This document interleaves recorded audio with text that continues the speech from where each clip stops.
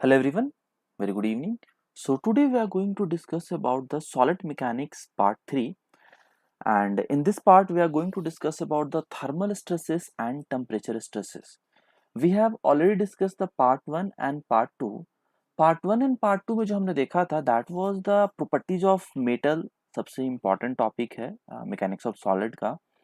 Especially we discuss about the mild steel का जो graph था, जिस ग्राफ में डिफरेंट ग्राफ में क्या क्या पॉइंट्स थे सारे के सारे हमने एक एक करके डिस्कस किया था। उसके बाद कंपेयर किया था अलग अलग ग्राफ से माइल्ड स्टील को।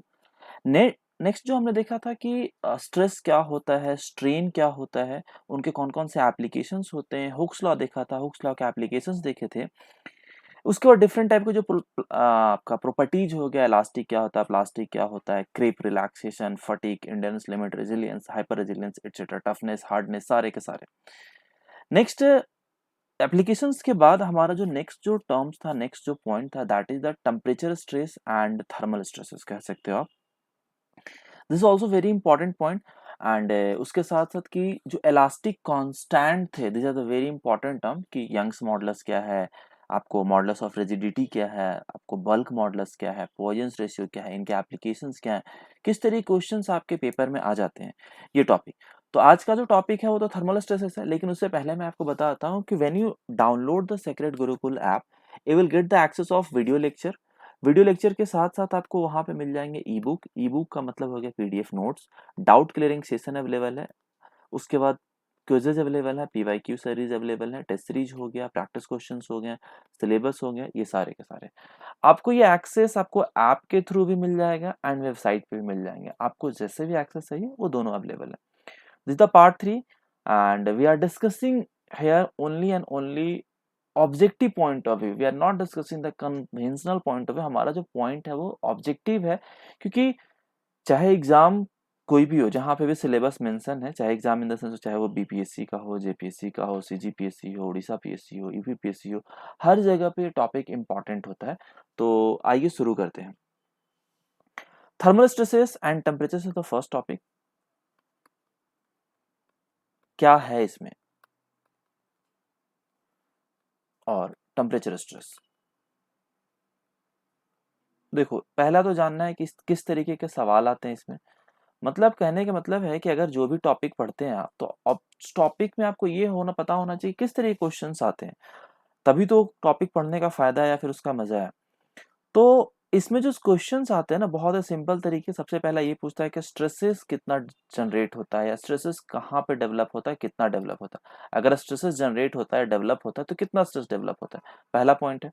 दूसरा पॉइंट आपका ये कहलाता है कि जो डेल्टा का वैल्यू है, अगर टेम्परेचर रेज कर रहे हैं या डिक्रीज कर रहे हैं, इंक्रीज कर रहे हैं, डिक्रीज कर, तो क्या उसमें किस तरह का एक्सपेंशन होगा, क्या उसमें किस तरह का कॉन्ट्रैक्शन होगा, या फिर आपका कॉन्ट्रैक्शन, एक्सपेंशन, या फिर किस तरह का स्ट्रेस डेवलप, टेंशन होगा या आपको कंप्रेशन होगा।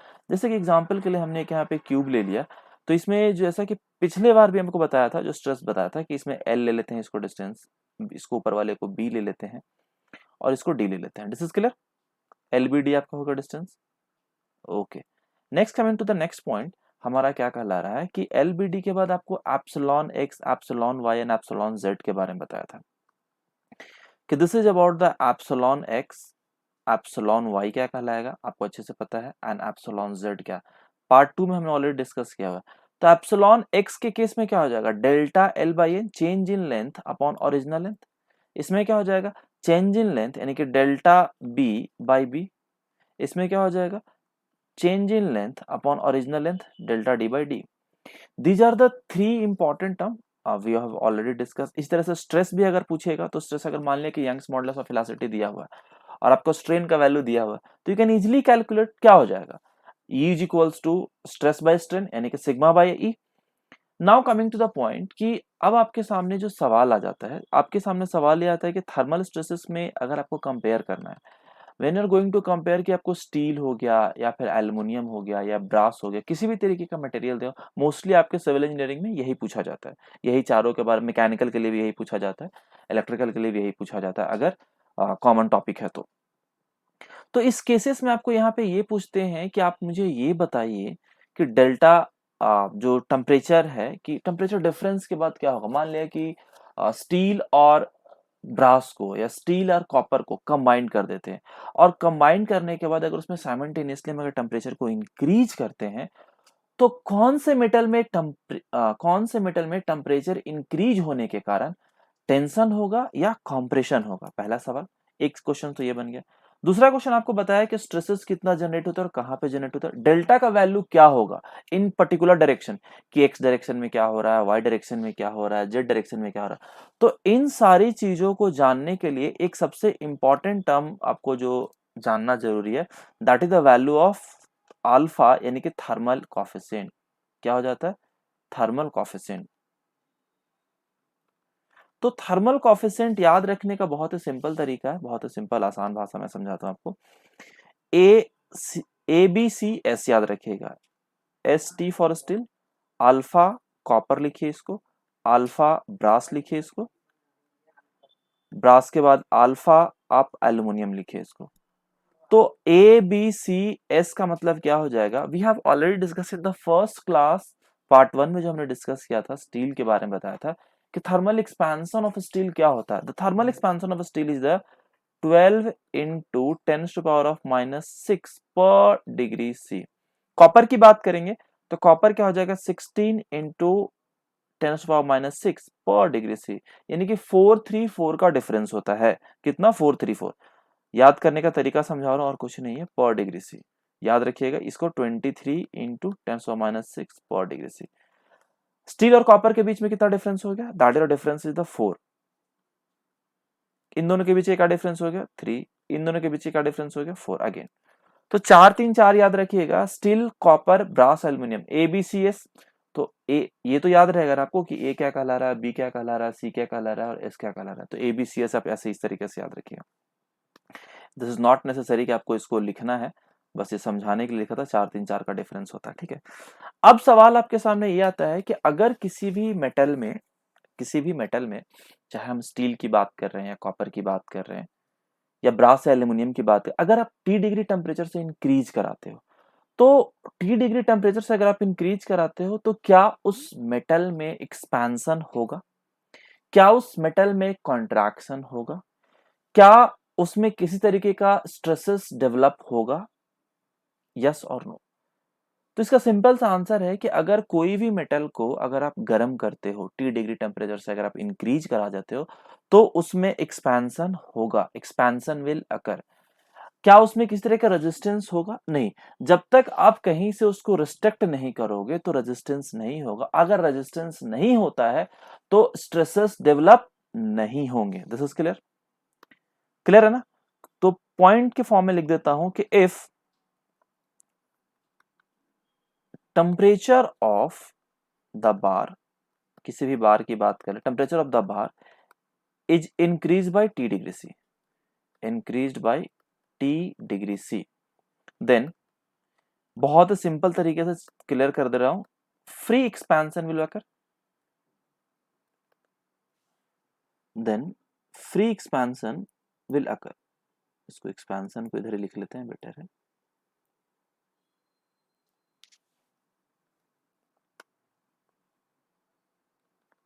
फ्री एक्सपेंशन विल अकर। क्या इसमें किसी तरह रेजिस्टेंस होगा? कॉमा, इफ एंड देखो, अगर आप रिस्ट्रिक्ट नहीं करते हो, अगर आप रिस्ट्रिक्ट नहीं करते हो, तो there is no any resistance in direction. तो यहाँ पे पॉइंट के फॉर्म में आप ये भी लिख सकते हैं, कॉमा, कि एक पॉइंट इस तरीके से लिखते हैं, if there is no any resistance, there is no any resistance, then what? In any direction,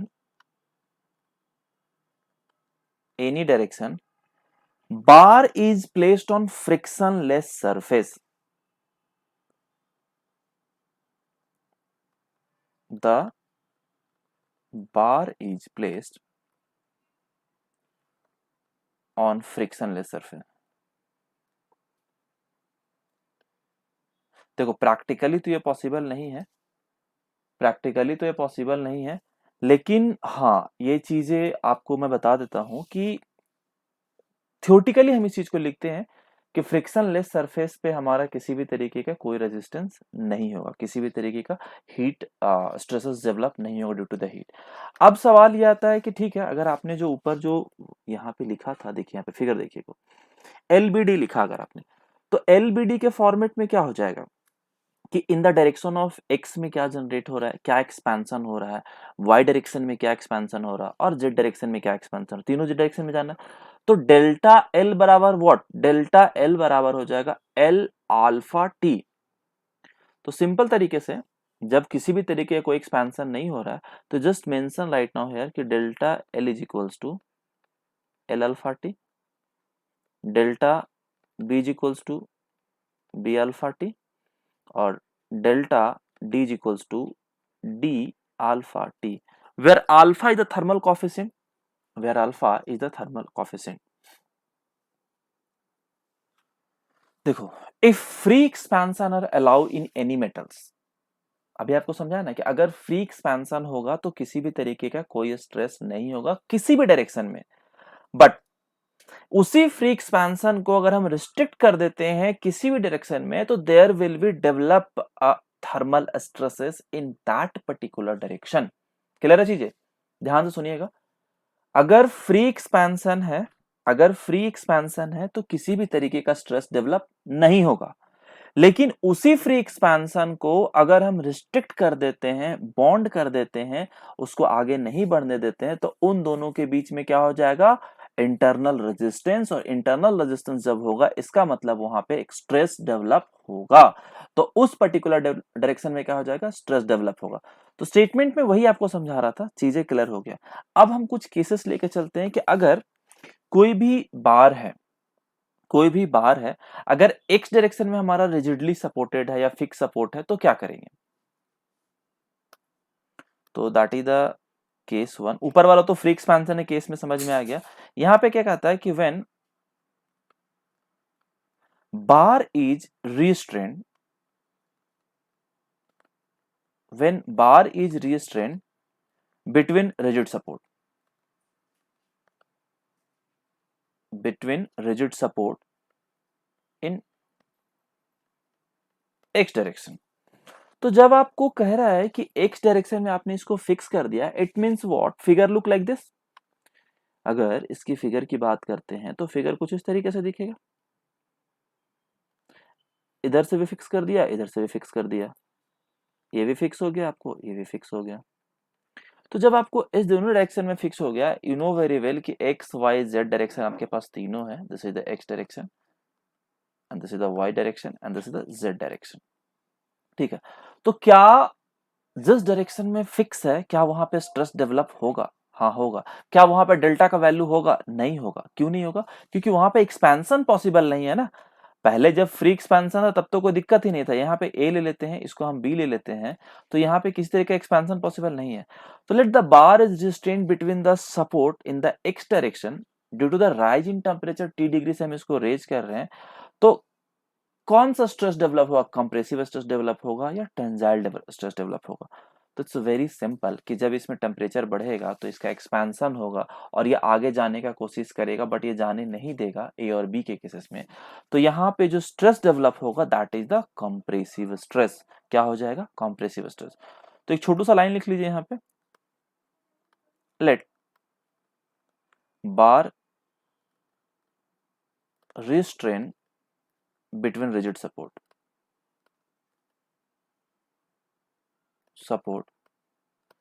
in x direction due to rise in temperature by t degree C ले लेते हैं, t degree C, comma compressive stress will develop. समझ में आया क्या, compressive stress will develop. Material कोई भी हो, अगर हमारा चाहे स्टील है, कॉपर है, या फिर किसी भी तरीके का मटेरियल हो, कोई दिक्कत नहीं, in the direction of x या फिर एक्स डायरेक्शन लिख लीजिए। तो डेल्टा ए बी का वैल्यू क्या हो जाएगा, जल्दी से बताइए। डेल्टा ए बी का वैल्यू क्या हो जाएगा, दैट इज इक्वल टू 0, कोई भी तरह कोई एक्सपेंशन नहीं होगा, ठीक है। तो जब किस तरह का कोई एक्सपेंशन नहीं होगा तो सिग्मा का वैल्यू, अगर आपसे स्ट्रेसेस पूछा जाए कि स्ट्रेस का वैल्यू क्या होगा, ये बताइए, do have any idea, do have any idea कि स्ट्रेस का वैल्यू क्या हो जाएगा? तो you just write it as कि फ्री एक्सपेंशन क्या होता है, L alpha T minus minus, अगर आप फ्री एक्सपेंशन डेल्टा एल का वैल्यू लिखा आपने, उसके बाद क्या आप इसको लिख सकते हो कि एप्सिलॉन इनटू एल, एप्सिलॉन का वैल्यू क्या हो जाएगा, स्ट्रेन लिख सकते हो कि जो भी स्ट्रेन का वैल्यू आ रहा है, चाहे वो कंप्रेसिव हो या टेंजाइल हो ड्यू टू द स्ट्रेसेस, तो क्या आप इसको हम इस तरीके से लिखते हैं, sigma by E into L बराबर 0, यस और नो? क्या है वो समझिए चीजों को, क्योंकि ये चीज समझना आपको जरूरी है, वो ज्यादा इंपॉर्टेंट है। इधर साइड में लिख देता हूं यहाँ पे कि फ्री एक्सपेंशन जो भी हो रहा है माइनस ऑफ जो स्ट्रेसेस जो डेवलप हो रहे हैं, जो कंप्रेसिव स्ट्रेस जो डेवलप हो रहा है ड्यू टू द सिग्मा, या फिर यहाँ पे लिख सकते हैं कि अलग फॉर्मेट में लिखिए तो इसको क्या लिखते हैं, या फिर इसको छोड़ दीजिए, आप ऐसे समझिए कि वैल्यू कहाँ से आया, ये समझना आपको जरूरी। एप्सिलॉन इज इक्वल्स टू क्या होता है, सिग्मा बाई, ये लिख सकते हैं इसको, तो एप्सिलॉन इक्वल्स टू क्या लिखते हैं, change in length upon original length. तो डेल्टा एल बराबर क्या लिखोगे आप, डेल्टा एल बराबर आप क्या लिख सकते हो, चेंज चेंज कर दीजिए इसको सीधा सीधा कि एप्सिलॉन इंटू एल, तो जब एप्सिलॉन इंटू एल लिखेंगे तो sigma by E into L लिख सकते हैं, वही चीज तो यहाँ पे लिखा है हमने, डेल्टा एल का वैल्यू तो लिखा है कि कितना हमारा चेंज हो रहा है। तो फ्री एक्सपेंशन जो था हमारा, अगर मान लिया कि रिस्ट्रिक्टेड है, जैसे कि ये आपको क्या कहला, फ्री एक्सपेंशन, और जो स्ट्रेस मान लिया कि जो रिस्ट्रिक्टेड एरिया कर दिया कंप्रेसिव स्ट्रेसेस के कारण, compressive due to the sigma, तो क्या हो रहा है, तो ये दोनों टर्म्स फ्री एक्सपेंशन से जो बच जाएगा वो हमारा स्ट्रेस डेवलप होगा, गॉट इट। तो L alpha T is the free expansion और बाकी के terms sigma by E into L निकाल लिया हमने। तो आगे किस तरीके से लिखेंगे, अब ये जीरो, तो हमें सिग्मा निकालना है, तो दोनों को कॉमन निकाल लिया, उधर ले गए, तो ये हमारा हो जाएगा ई अल्फा टी, वहां पे क्या था, L alpha T, delta L जो था अगर वो फ्री एक्सपेंशन होता that is the L alpha T, अगर हम स्ट्रेसेस की बात करते हैं in the direction of x that is what, E alpha T, and the temperature is raised या इंक्रीज की बात करते हैं देन सिग्मा इज कॉम्प्रेसिव, अगर टेम्परेचर डिक्रीज होगा तो सिग्मा हमारा टेंजाइल हो जाएगा। देखिए, temperature increase then sigma compressive, और अगर टेम्परेचर हमारा डिक्रीज हो रहा है then sigma tensile. This is clear to all of you, yes और नो? क्योंकि ये दोनों कंडीशंस आपको पता होना चाहिए, हो सकता है आपके पेपर में पूछ ले कि एक इंक्रीज करने पे क्या हो रहा है और डिक्रीज करने पे क्या हो रहा है। पहला केस मैं आपको हर तरीके से समझा दे रहा हूँ कि क्या कहलाता है, because as you know very well की चीजें आपको पता होना चाहिए। उसके बाद अगर आपसे पूछ लेता है कि इस पे रिएक्शन कितना डेवलप होगा, जैसे मान ली कि ये आपको बार है, ये आपको बार है, ये आपको फिक्स सपोर्ट है, फर्स्ट केस है, बाकी के लिए हम सिर्फ फॉर्मूला, क्योंकि बाकी का एनालिसिस सेम तरीके से होगा तो जरूरत नहीं है कंप्लीटली एनालिसिस बताने का। ये आपको रिएक्शन आर यहाँ पे जनरेट होगा, यहाँ पे आर भी जनरेट होगा, ठीक है। This is the point A and this is the point B. तो समहाउ अगर हम यहाँ पे एल लेंथ की बात करें, टोटल लेंथ इज एल हमारा है ये, एन एक्स एक्सिस तो आपको पता है कि एक्स वाई जेड डायरेक्शन ही आपका है, ये आपको एक्स हो गया, ये आपको वाई हो गया, ये आपको जेड हो गया। So summation of F X is equals to 0, तो R A equals to summation of F X बराबर 0, तो आर ए बराबर आर बी बराबर जो यहाँ पे स्ट्रेस डेवलप हो रहा है सिग्मा इंटू ए लिख सकते हैं, हाँ या ना? जो यहाँ पे स्ट्रेस डेवलप हो रहा है वो हम सिग्मा इंटू ए लिख सकते हैं, where A is equals to area of bar, where A is equals to area of bar. And now this is clear to all of you कि अगर आपसे पूछता है फ्री एक्सपेंशन, मान ले कि वाई और जेड डायरेक्शन में पूछ लेता कि इसी में जो फ्री एक्सपेंशन होगा वाई डायरेक्शन और Z direction, what are the value. तो वाई डायरेक्शन और जेड डायरेक्शन में क्या होगा, delta X and delta Y is equal to, it's very simple, L alpha T. एक डायरेक्शन में हम रिस्ट्रिक्ट कर रहे हैं तो उसको हम कंसिडर करेंगे। तो आइए वो भी देख लेते हैं। जो हमने क्यूब बनाया था, मान लिया कि इसी को ले लेते हैं,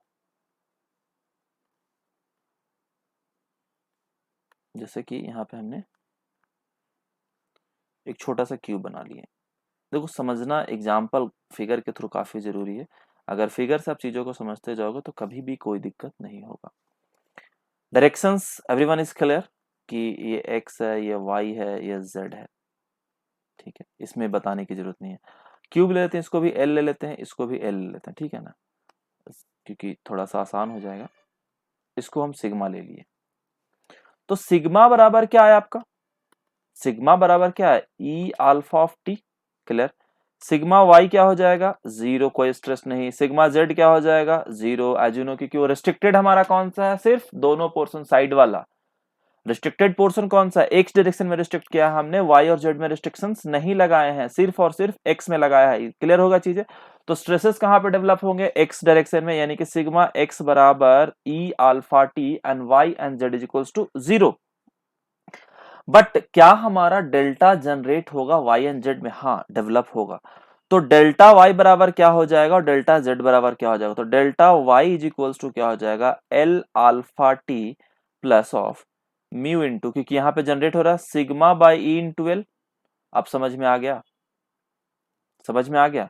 तो उसके बाद इसको जब चेंज करोगे, सारे वैल्यू को अगर हम कंसिडर करके लेके चलते हैं, तो ये क्या कहलाएगा, अगर सिग्मा की जगह आप क्या पुट कर सकते हो, L E alpha T put करोगे, ये वाला वैल्यू छोटू वाला जो आपने एक्स डायरेक्शन में लिखा है, तो L alpha T plus mu into E alpha T into L by E, इसको ब्रैकेट क्लोज, ई से ई कैंसिल हो गया, तो बच गया क्या आपको, एल अल्फा टी कैन को कॉमन निकाल लेते हैं हम यहाँ से।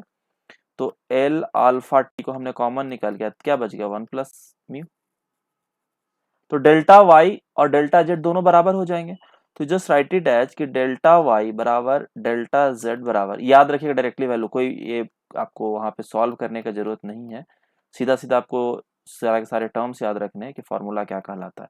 No need to explain this things, आप वहां पे बैठ के एक्सप्लेन कर रहे हैं चीजों को। क्लियर हो गया। सिग्मा का वैल्यू आपको समझ में आएगा, सिग्मा एक्स डायरेक्शन में क्या कहलाएगा, and delta X as you know very well कि यहाँ पे जीरो हो जाएगा। ऊपर में टर्म से ही बताया था ना, कहाँ गया आपका, कि डेल्टा ए बी, और you can just write it as कि delta X is equals to zero. तो जब डेल्टा एक्स का वैल्यू जीरो होगा तो L alpha T minus sigma by E into L is equals to zero, जिस term को दिखाया तो सिग्मा का वैल्यू निकल गया। This is clear to all of you. तो delta X delta Y sigma, तो ये सारे के सारे टर्म्स जो है ना आपको याद रखने के, डेल्टा एक्स का वैल्यू क्या होता है, डेल्टा वाई का वैल्यू क्या होता है। नेक्स्ट केस आता है case number two. Case two क्या कहता है कि व्हेन वी रिस्ट्रेंड और when we restrict in X and Y direction, restrict in X और वाई डायरेक्शन, दोनों डायरेक्शन में रिस्ट्रिक्ट कर देते हैं। अभी तक हमने एक्स में किया था, एक्स और वाई डायरेक्शन में रिस्ट्रिक्ट करते हैं, and free in Z direction. कभी कभी आता है कि जो आपका रिस्ट्रिक्शंस है वो एक्स और वाई डायरेक्शन में किया गया है, जेड डायरेक्शन में कोई भी तरह के कोई रिस्ट्रिक्शंस नहीं है। सो व्हाट विल हैपन, कोई, मैं आपको एक्सप्लेन नहीं कर रहा चीजों को, सीधा आपको एक फिगर बना के समझा रहा हूँ कि क्या होता है, किस तरीके से एक्सपेंशन और कहाँ पे आपको स्ट्रेसेस डेवलप होगा। ये चीजें जान लीजिए, कहाँ पे आपको एक्सपेंशन पॉसिबल है और कहाँ पे पॉसिबल नहीं है। तो this is the Y direction, तो ये लिख लिया, this is the X direction, ये लिख दिया। अब दैट इज द टेंसाइल और compress, that are different thing, ठीक है ना।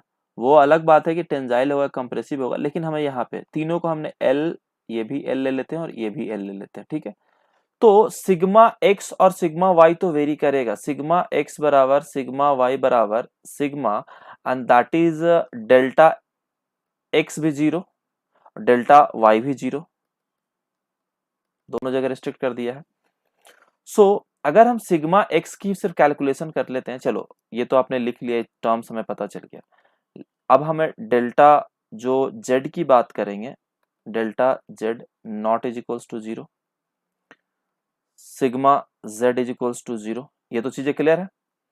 अब यहाँ पे आप कैलकुलेशंस की बात करते हो, एक का कैलकुलेशन कैसे करते हो देखिए, कि यू नो वेरी वेल कि delta X is equals to 0, then क्या लिख सकते हो कि L alpha T minus of sigma by E into L plus of mu sigma E into L बराबर 0। सब वैल्यू को जब कैलकुलेट करोगे तो सिग्मा का वैल्यू क्या आ जाएगा आपको, ई अल्फा टी बाई 1 - म्यू। तो भाई आपको क्या याद रखना, आपको सिर्फ ये वाला टर्म्स याद रखना है, ना कि आपको पूरा कहानी याद रखना, ठीक है।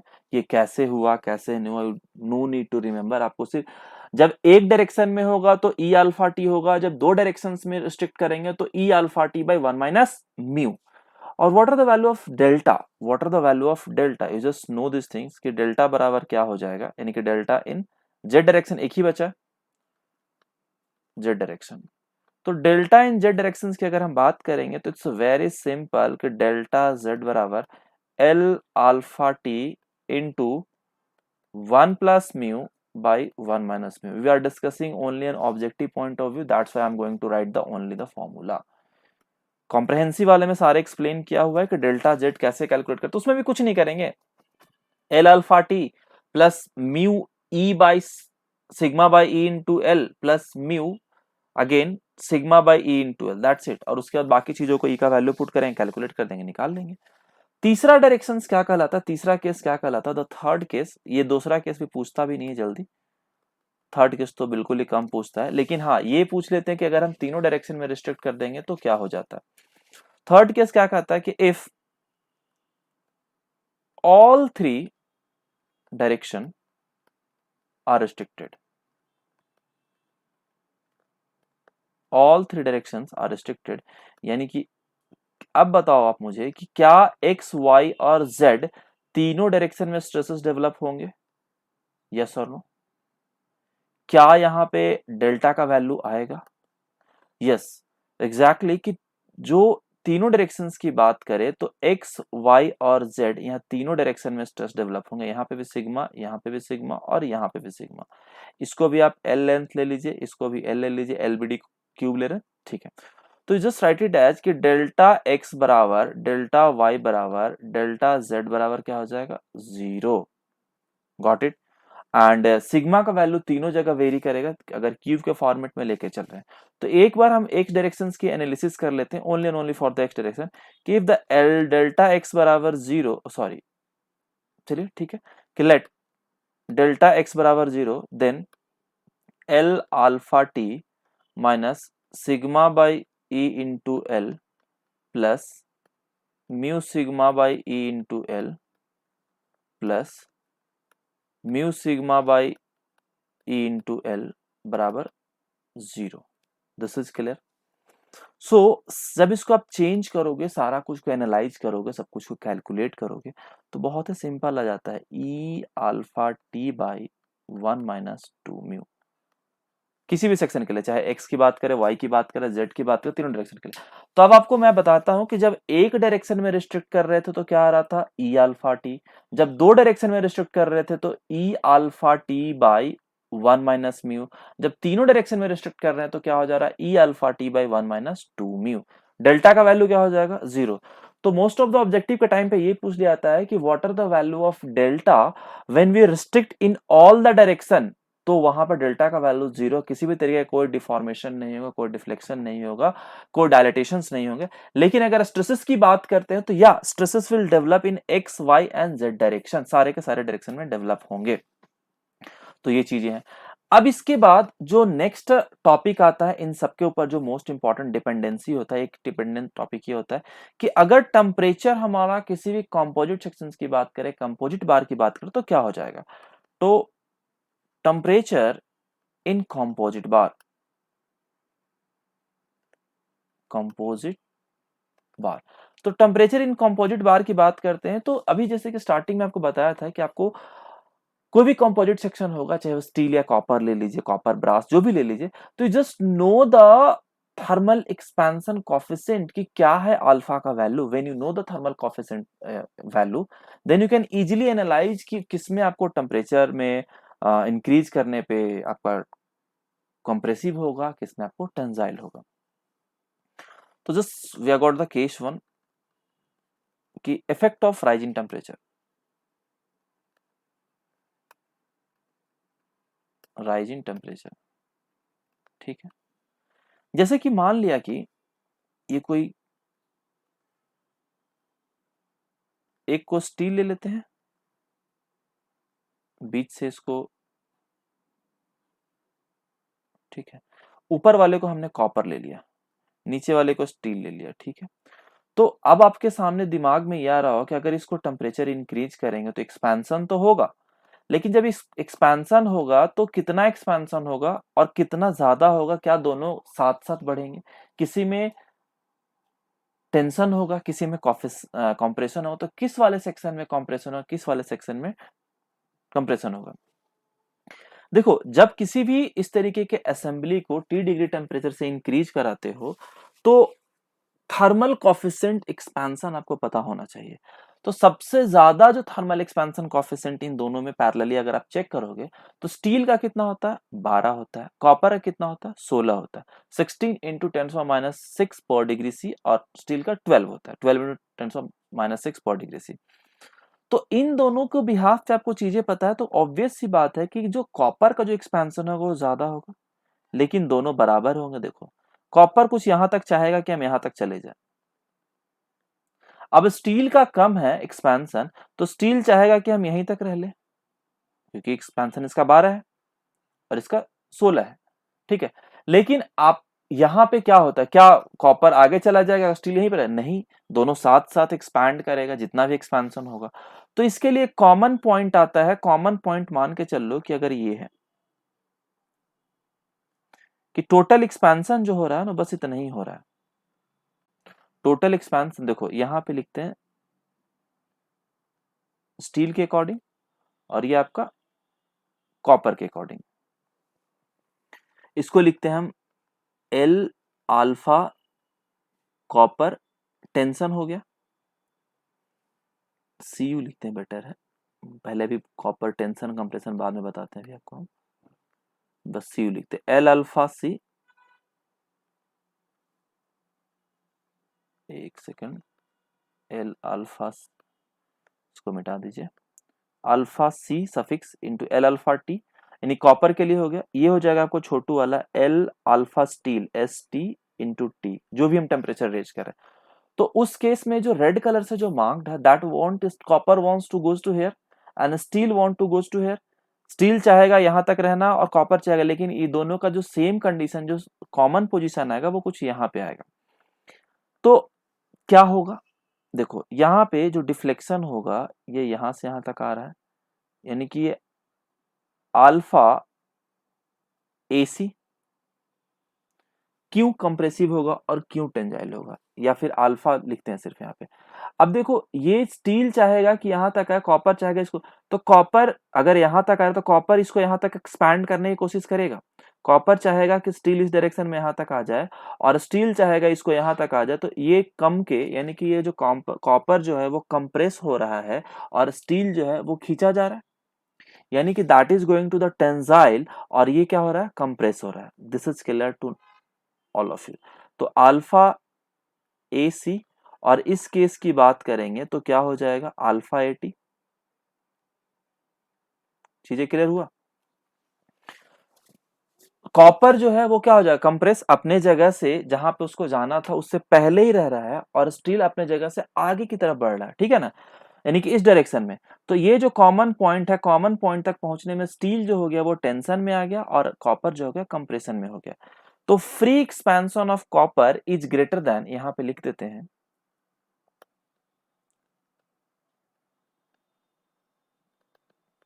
Of copper is greater than free expansion of steel. This is clear. क्यों? क्योंकि आपको थर्मल एक्सपेंशन दोनों का बता दिया है, उसमें दोबारा बताने की जरूरत नहीं है। तो लेकिन दोनों कंबाइंड जब भी एक्सपेंशन होगा, अगर हम कंपोजिट सेक्शन की बात करें, दोनों का कंबाइंड या तो इंक्रीज होगा, एक्सपेंशन होगा, या फिर कॉन्ट्रैक्शन होगा। तो कॉपर में क्या हो जा रहा है आपको? Copper will compress and steel will tensile. तो इसको इस तरीके से दिखा देंगे, ठीक है। ये कंप्रेसिव का साइन हो गया और ये आपको टेंसाइल का साइन हो गया। Now this is clear, yes और नो, बताइए जल्दी से। अगर टेम्परेचर डाउन होगा तो क्या हो जाएगा, जस्ट उल्टा ले लीजिए, जस्ट इसका वाइस वर्सा, जस्ट उल्टा हो जाएगा। स्टील क्या हो जाएगा, कंप्रेसिव हो जाएगा, और कॉपर क्या हो जाएगा, टेंसाइल हो जाएगा। चीजें क्लियर हो गया, क्योंकि एट द एंड आपको ये सबसे मैक्सिमम बार पूछा गया सवाल है। अगर इसमें एक लाइन लिख देता हूं, if temperature decreases, if temperature fall then vice versa, ठीक है ना। अगर टेम्परेचर घटेगा तो जस्ट उल्टा हो जाएगा, कोई चेंजेस नहीं होगा। Now this is clear to all of you. अब इसके बाद कुछ जो ऑब्जेक्टिव पॉइंट ऑफ व्यू से हमने सारी चीजें देख ली, this is very important and these terms are very specially important for the objective examination. बाकी इस पे आपके ऑब्जेक्टिव पूछे जा सकते हैं, किस तरीके के सवाल हो सकते हैं कि आपका अल्फा एक्स का वैल्यू क्या हो सकता है, या फिर सिग्मा एक्स की बात करेंगे, सिग्मा वाई की बात, अल्फा नहीं, sigma X, sigma Y, sigma Z का वैल्यू क्या हो सकता है, डेल्टा एक्स के केसेस में पूछ सकते हैं, डेल्टा वाई, डेल्टा जेड के केस में पूछ सकते हैं, ये जो कंपोजिट सेक्शन का है यहाँ पे पूछ सकते हैं कि आपका सिग्मा का वैल्यू क्या हो जाएगा, स्ट्रेसेस का वैल्यू क्या जनरेट होगा, या फिर डेल्टा का वैल्यू क्या, कंबाइंड डेल्टा का वैल्यू क्या, दीज आर द टर्म्स। तो ये सब चीजें कुछ क्वेश्चंस करा दूंगा, क्वेश्चंस के सारे सारी चीजें क्लियर हो जाएंगी।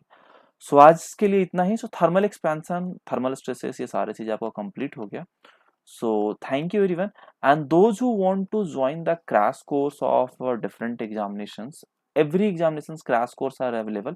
चाहे आप बीपीएससी की बात करो, जेपीएससी की बात करो, एई की बात कर रहा हूँ मैं, सीजीपीएससी की बात करो, या फिर ओपीएससी की बात करो, अभी यूपीएससी के लिए जो वैकेंसी आई है तो उसके लिए जो फॉर्म, उसके लिए एवरी एग्जामिनेशन के लिए क्रैश कोर्स अवेलेबल है, ठीक है। So must go and enrol. If you have any doubt you just contact with the number 9810935295 through WhatsApp और टेलीग्राम,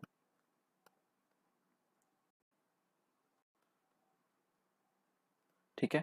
बहुत लोगों का ये रहता है कि सर आप कॉल पिक नहीं करते हो, तो हाँ, एक्चुअली आप व्हाट्सएप कर दीजिए अगर कॉल पिक नहीं हो रहा, तो आई विल जस्ट अटेंड, या आपको रिप्लाई मिल जाएगा कॉल पे। ऐसा नहीं है कि आपको कॉल पे रिप्लाई नहीं मिलेगा। सो ये सारी चीज़ें थे आज के लिए। So thank you everyone and